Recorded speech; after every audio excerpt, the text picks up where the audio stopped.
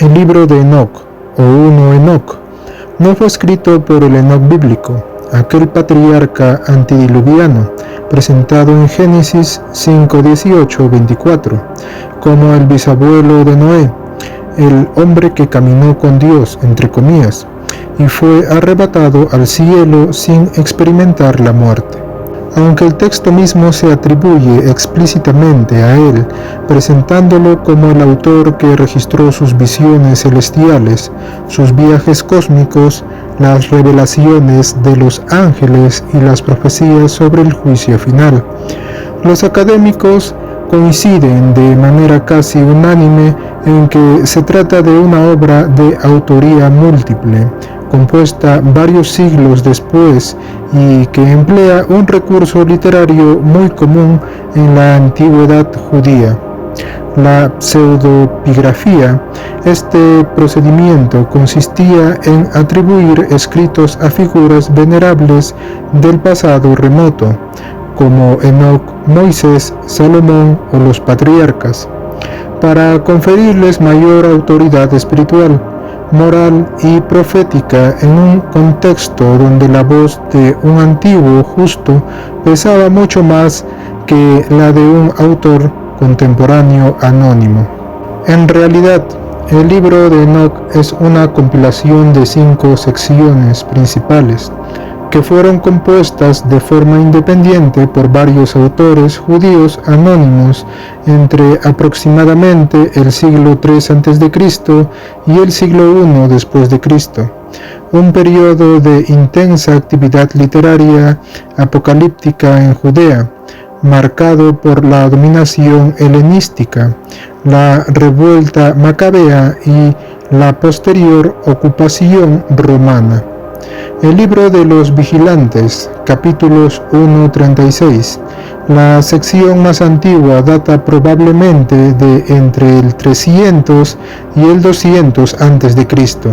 y refleja preocupaciones de comunidades judías devotas, posiblemente fariseas o esenias, que meditaban sobre el origen del mal, la caída de los ángeles y la corrupción de la humanidad.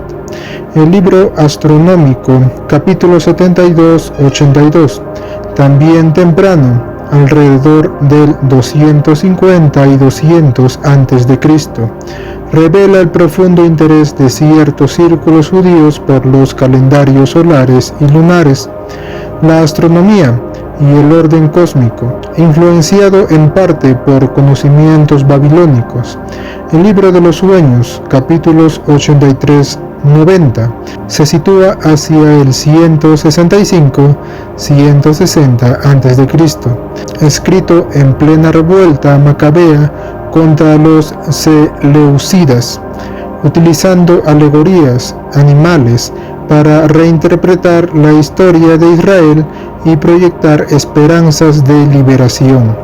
La epístola de Enoc, capítulos 91-108, con su fuerte tono ético y exhortativo, pertenece al periodo 170 y 100 a.C., mientras que el libro de las parábolas, capítulos 37-71, de carácter fuerte, mesiánico y con referencias al Hijo del Hombre, entre comillas, es más tardío, posiblemente entre el 150 a.C. y el 70 después de Cristo. Estas partes fueron unidas posteriormente en una sola obra, pero conservan diferencias estilísticas, teológicas y cronológicas que delatan manos y contextos diversos. La composición tuvo lugar principalmente en Judea o Palestina, como lo indican el lenguaje original, principalmente arameo con secciones en hebreo. Las referencias geográficas precisas al monte Hermón, el desierto de Judea y Jerusalén, y sobre todo los fragmentos encontrados entre los rollos del Mar Muerto en Qumran en 1947. Al descubrirse las cuevas, aparecieron numerosos manuscritos arameos de varias secciones del libro, especialmente de los vigilantes, el astronómico y los sueños. datados paleográficamente desde el siglo II a.C., lo que demuestra que los esenios de Qumran lo copiaban, estudiaban y consideraban autorizado ya hacia el año 100 a.C. Esta evidencia arqueológica es fundamental porque confirma la circulación temprana del texto en círculos judíos apocalípticos y su importancia en comunidades que vivían en tensión con el helenismo y la autoridad del templo. Posteriormente, el libro se tradujo al griego y de allí al ge'ez etíope, lengua en la que se conservó completo gracias a la Iglesia Ortodoxa Etíope, que lo incluye en su canon bíblico hasta hoy, junto con otros textos como Jubileos, considerándolo inspirado y valioso para la comprensión del Antiguo Testamento y las esperanzas mesiánicas. El anonimato de los autores no fue casual. En aquella época era práctica común no firmar las obras con el nombre propio, especialmente en textos de carácter revelatorio o profético.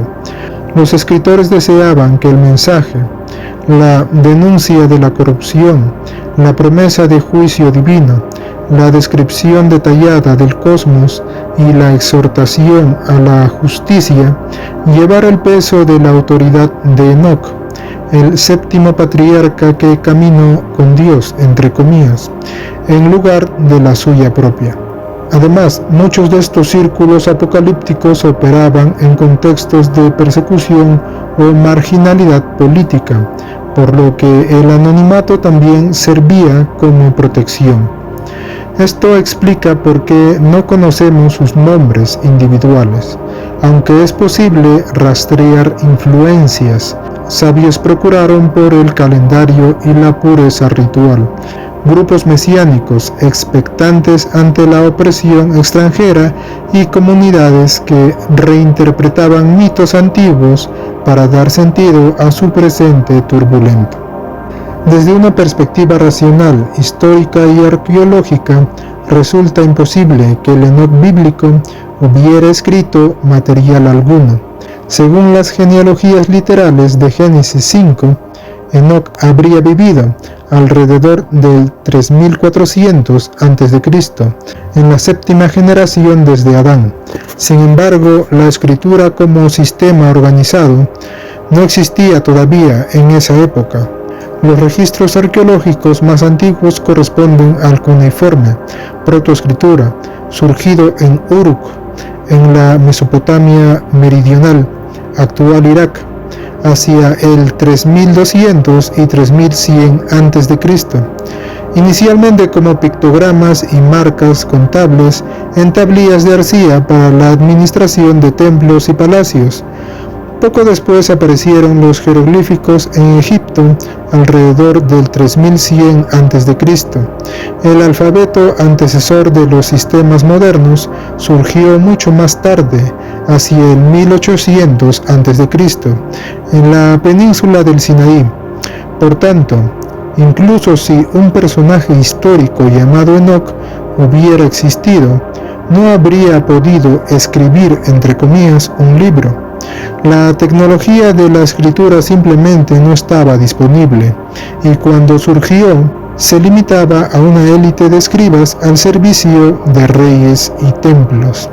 La inmensa mayoría de la población humana permaneció analfabeta durante milenios.